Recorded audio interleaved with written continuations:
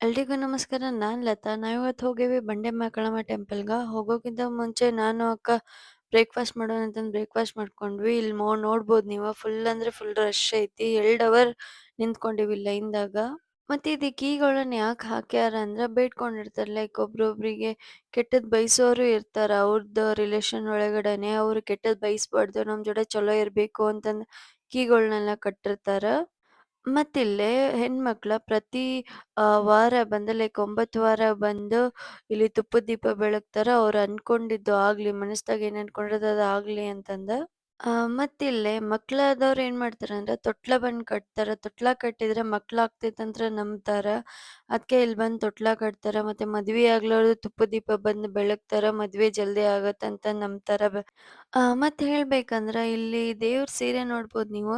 ಇದು ದೇವರಿಗೆ ಏರ್ಸಿರೋದನ್ನೆಲ್ಲ ಸೇಲಿಗಂತ ಇಡ್ತಾರ. ಸೊ ನೀವು ಬೈ ಮಾಡ್ಬೋದು ಇವ್ ಸೀರೆಗಳನ್ನ. ಆಮೇಲೆ ಫೇವ್ರೇಟ್ ಪಾರ್ಟ್ ಅಂದ್ರೆ ಇಲ್ಲಿ ಪ್ರಸಾದ ಕೊಡ್ತಾರ. ಆಲ್ ದ ಟೈಮ್ ಪ್ರಸಾದ ಅವೈಲೇಬಲ್ ಇರುತ್ತೆ. ಪ್ರಸಾದ ತಗೋಬೋದ.